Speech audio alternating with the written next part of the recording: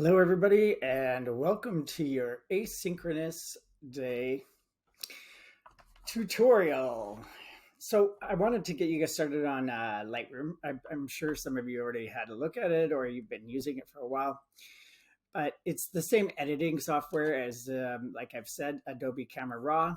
But now what we can do is we can catalog and keep our photos so that we can use them on all our devices and keep editing them on the go. So you can download the exercise files from our Moodle page here. So if we go to our exercise files, and we want to do these kind of like by category. So we'll just do one at a time. So I'm going to go in here.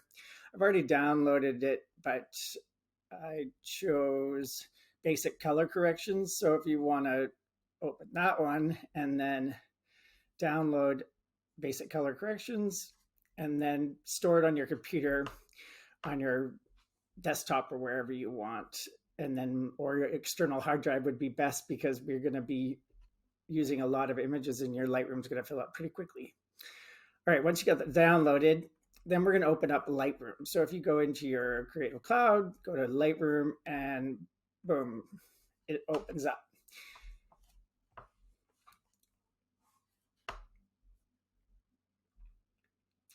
Some of you might have to pause the video. It'll take a while. Now, it doesn't always open up to this like profile page, but if you don't see the taskbar here or the folder, just click on the little icon at the top here and you'll see all your folders or albums, as they like to say. And then under Discover, you can see that you have your profile. So you can set up your profile picture and you can choose your banner. And then these are like two edits that I've done that I've shared with people that they can save my presets. And that's the reason why I want to introduce you into Lightroom now, is because although we've been using presets in Adobe Camera Raw, ways to discover presets is great through Lightroom because they have all of these discover tabs. So to load those photos up that we have just now downloaded, we're going to add photos. Now you can create an album first. So I created an album. So if you click on this little plus button here, you can create an album or a folder. So you can create an album and call it color corrections. All right, so if you go into the Lightroom exercise files that I've downloaded, we downloaded the color one. I also want you to grab this this grayscale image. So it's just a single image that it goes from black to white, and we'll look at that in the color grading. So if you download that one as well, and you can just throw it in with those other images into the same folder as your color. Okay, so then inside of Adobe Lightroom, when we click on the little, we create our album, and then inside the album, like we'll add photos. So you can just double click on the button that'll show up when you don't have it. I'll create a new album here. So create a new album and I'll call it test, just because we're not going to need it. I'm not going to include. I'll say create, and now I'll go into test, and you'll see that you can add photos. So if you have your color album here, and then add those 5 images plus this grayscale. Okay. So to get started, we're just going to do some basic edits. So whenever you have an image, so let's say this first one that we have here, you'll see all your folders or albums along the side here. So that's how you navigate. And then over on the right side, we have our basic edits. Okay, we also have presets here, light, color, effects, detail, which is like sharpness, optics is like the lens, and then geometry. We have some auto settings and black and white. We have crop. We have to remove, so spot healing brush, which I prefer to use in Photoshop, but it is getting a lot better in Lightroom. But yeah, for some reason I prefer it in, I rarely use it in Lightroom, but I'm sure it's much better than it used to be. We'll have a look at that. And then masking, which is awesome. Keeps you from having to go into Photoshop a lot more, because most of what we do is masking out stuff and color correcting. All right, and then below that, there's just some copy edit settings, which we can just apply to all our images, and we'll play around with these. We can go into edit our images in Photoshop from here, or we can use the shortcut key, Command Shift E. Okay, so with this image, now it used to be that when you worked with Adobe products, all of them, you never used the auto button.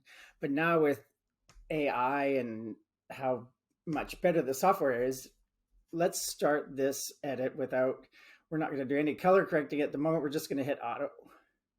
And you can see that automatically, that it did a really nice job of this image, okay?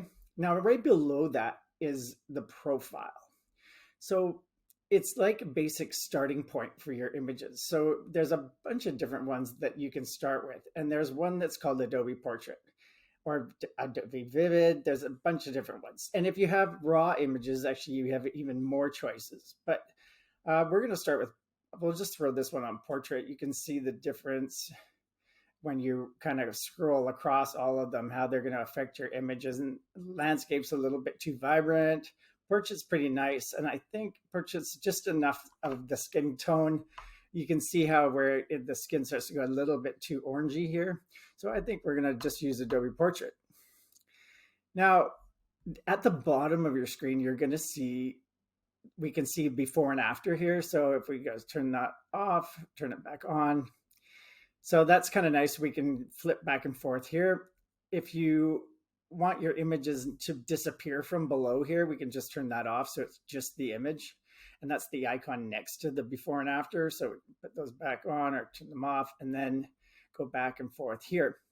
Now, you can also create versions. So like, let's say that we like this. And what we can do is you can go into versions and then we could just create a version and we'll call this auto, right? And we'll use the portrait profile, just so we know. And then we're not going to change this one again, but now it gives you the flexibility to now actually, if we wanted to go back and try a different one, we could try like modern, you know what I mean? And that definitely gives us a different look and we could create another version at this point. So basically they're just snapshots in time of your edits, and it saves them so you can go back to those little snapshots of time. So we're going to actually stick with this one we just did. So with this image, I don't think we're going to go anywhere. We could whiten his teeth a little bit maybe, but other than that, I'm not going to do that here on this one. We can look at some other ones, but these are just basic edits that we're going to run through these here in a second. And I want to show you how to mask. So I'm going to go back here, bring back my images below, and I will go to this next one here. So you can see that the sky has got some, actually, it looks could be a lot interesting than this, is a little overexposed. And then of course he's underexposed because a lot of the light is coming from behind.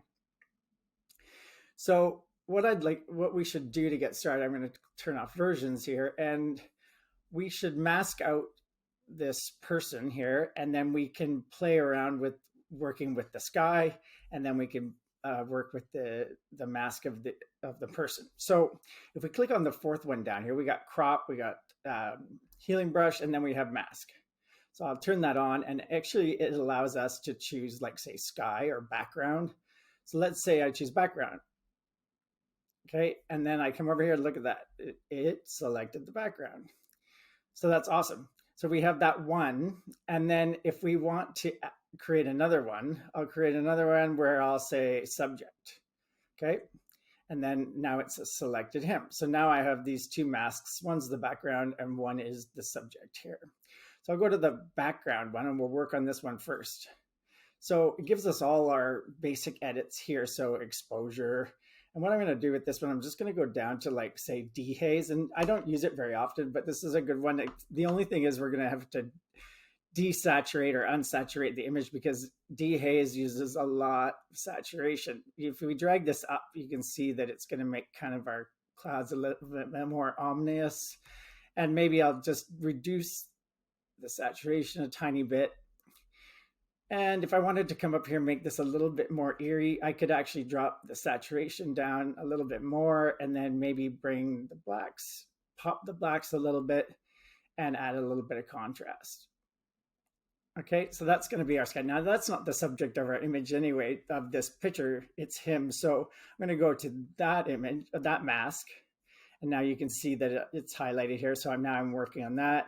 And as soon as I start to edit, that mask goes away, that red mask. So we can bring up the exposure on him a little bit here, maybe pop up our highlights a little bit and reduce the shadows. All right. So that's just some basic editing with some masks. So we can play around with both of these masks. And if you want to expand the mask column here, you just click on this little arrow and it'll give you the full view, where you could subtract from the mask if it had selected too much, or maybe you wanted this to be part of the foreground, not the background, then we could have erased it from here. You can see that it's selected this as part of the background, but it really wasn't important for us in this shot. All right. Yes, let's say. All right. So we'll go to the next image. And this time what we're going to do, we're going to use masking again. So we'll just actually go basic, and then we'll jump on this one here. And what we want to do is we're going to select the ring, and then we're going to select the sky, and we can play around. So if you want a basic, I'm going to select the mask, and then let's say we say subject. Okay, this time we're going to choose subject.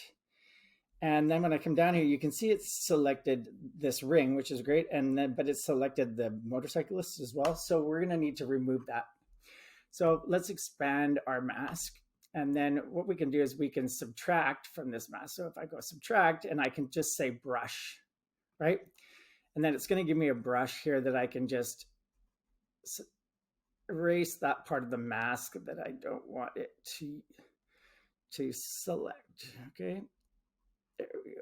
Okay, so now our mask is the same color as this ring, so we can't really tell if you can turn off or on the overlay, and then you can probably just change the color right here. So let's change it to like teal or gray or something like that. Okay, yeah, gray is probably better for this one because now we can see it. So now we can see that it selected that ring. So that's the mask. And now what we can do is do our edits to this mask. So we can go down here to color. Color is probably the most important thing when it comes to images. It's color theory is really important, and you guys are going to need to pull up some of that color theory that we talked about in Illustrator, and then we'll talk about a little bit more when it comes to portraits. But let's color this ring a different color. So let's go with maybe with like a teal or something like that. Okay, it'll go well with this orange jacket with a little bit of a teal. Now I can make sure it's teal and then kind of drag that up a little bit and maybe desaturate it just a tiny bit so it fits like it looks like it's part of this image. All right, and then now if we wanted to do the sky, we could add a new mask. So if I click on this plus, I'm going to go sky. Now it's selected the sky as our for the mask, right? So everything that's white is selected, everything's black is hidden, right? You can see it in the mask. Expand that. Okay, now I can change the name if I wanted to. So we have like, make sure we're on this. So mask 1 is the ring. So if I wanted to, I could name this ring. I just double clicked on it. And then this one I'm going to call sky. Call this one sky. And then what we'll do is we'll do that same thing. So we'll add a little bit of clarity and maybe some dehazing. But we don't want it to go too blue. So I'm going to make it a little bit teal like the ring. Okay. And then if we want to change that color of this mask, we can go back to being red or something like that so that it's not getting in the way of our image. So I'll close that out. All right. So if we want to mask, if we want to add a new mask and say, let's say we wanted to mask this area down here, right?